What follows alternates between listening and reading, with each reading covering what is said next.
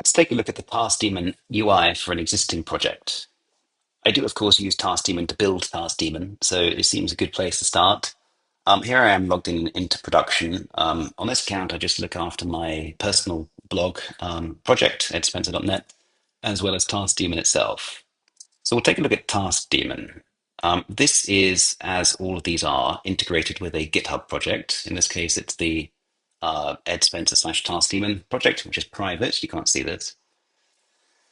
But you can see that we have 34 open tasks that it has imported from GitHub, of which 10 are ready for implementation and 52 of them got implemented in the last week. So let's go and take a look a bit more at what's going on here. So we come into the project page, we see all of the current tasks for the project. I typically keep this filtered on just what's open, which is why you're only seeing 33 of these things down here. We'll come back to these in a moment. We also have a project agent, which is a chatbot that we can talk to at any time, including filing new tickets by just spamming in some kind of train of consciousness about the project import and export, produce and consume very large files. Can we use Cloudflare R2? And it'll turn this kind of stream of consciousness into a well-structured ticket, both on GitHub and within Task Daemon. And it will then go through and start doing a bunch of clever agenty triage, plan, and implementation steps that we'll go through in a moment. We also have the project activity of all the different things that are going on, as well as all the documents that exist. We'll come back to those as well in a minute. What I want to look at before we look at the actual tasks and how we go through triage and planning and implementation steps and how so much of this is automated to produce these very high quality prompts that you can just copy and paste into Claude code. I want to look at characterization because characterization really is what allows Task Daemon to do what it does. Characterization is the process by which Task Daemon creates an understanding of your project. It is a conversation between two agentic AIs, the characterization agent over on the taskdaemon.ai side, and Claude Code, which needs to be running on your laptop or some other device. And mediating that conversation is the Task Daemon CLI agent. And the reason we have this architecture is it means that at no point does Task Daemon ever see any of your code or data directly. All it can do is use Claude Code as a proxy, usually to gather information about your project, which it then turns into these plans and then into the prompts. At no point does Task Daemon actually get direct access to your code or your data. It just commands, it drives Claude Code, essentially. When we first add a project into Task Daemon, so in this case, I imported Task Daemon from GitHub, the characterization agent will kick off a series of documentation requests, starting with one which looks like this, which is just a general, hey, please give me a document that describes what this project is, because Task Daemon's never seen this project before. This gets turned into a workflow, which can be picked up by the CLI agent running on your laptop. And that's very easy to install. It's just an NPM module. You have to just run one command to log in, one to define an agent, and then one to run it. Very, very straightforward. But what that will do is it will pick up this job when it finds it, and it will run that job with Claude Code. And what will come out of this particular job is an overall characterization for the Task Daemon project in this case.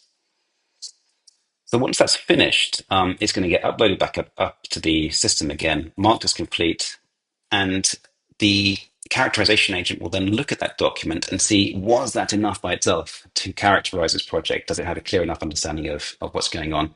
And obviously not. With a project of the complexity of Task Daemon itself, it said, no, actually, I need to get another 6 documents before I can really be sure I know what I'm talking about.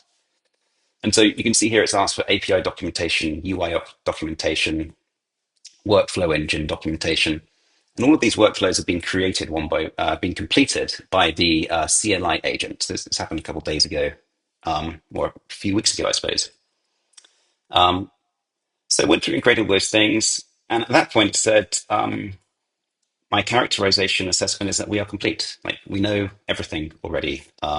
We know enough in order to actually start importing tickets now and start working on things. So at that point, we have a bunch of these different documents that have been created by the automated characterization process. And every time Task Demon now gets a ticket that it wants to work on, it consults all these different characterization documents in order to understand what to do next and how to guide the process of planning or implementation, whatever it is. Super powerful concept at the core of Task Demon. It's also not a once and done thing. You can come back to characterization at any point, and if you feel like it didn't pick up on some important part of your project, like later, for example, I added pusher.com integration, and that was done after characterization was initially run.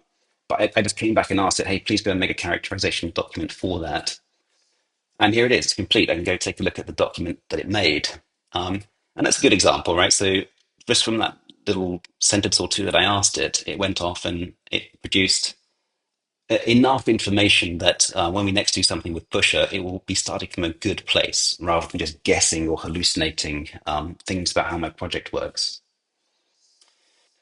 Okay, so that's characterization. Super, super important. Once we've characterized, we then get a button saying import issues. And so obviously I've done that for task daemon itself. Um, Once we import the issues, every time a new ticket or task is imported or created into task daemon, it goes through a series of automated agentic steps to triage and then plan the ticket before we then move on to the implementation phase. So, for example, this is Task Daemon Prod that we're looking at right now. There is a bug with this, which is that the sync with GitHub button doesn't do anything when I click on it. And so I used this project agent to spam in some message like, oh, sync doesn't work. Let's try and fix it. And it produced this ticket for me, which it produced in GitHub first, as well as in Task Daemon. So we can see it's GitHub ticket number 214. This was created by Task Daemon under my name because I was authenticated. And this is roughly where I typed into the project agent to make this ticket. Now, what it went and did then, as we can see in the task agent chat history, is that it triaged the task initially and it said, okay, it's a coding task of moderate complexity, gave its reasoning why it's coding. Seems fairly straightforward. Of course, it's coding. If it wasn't, it wouldn't try and do any more. But because it is coding, it says, okay, fine. Now the next thing we want to do is make a plan. And the plan is really the core of what Task Daemon does. But before we get the plan, we actually want to prepare a background document to help the Claude code process actually create as good a plan as it possibly can. So in a fully automated way, again, Task Daemon creates this background document which contains information about the project and the specific task, but also uses all the information from characterization to pull out just the relevant information from characterization to this specific task.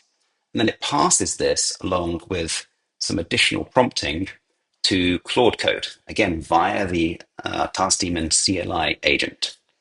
And so we can see in the workflows history here, we completed triage, we completed the plan, we looked at this background document that then got turned into a much more complete plan document. And so at this point, we've blown up our like two sentence description of, hey, GitHub is broken, GitHub sync is broken.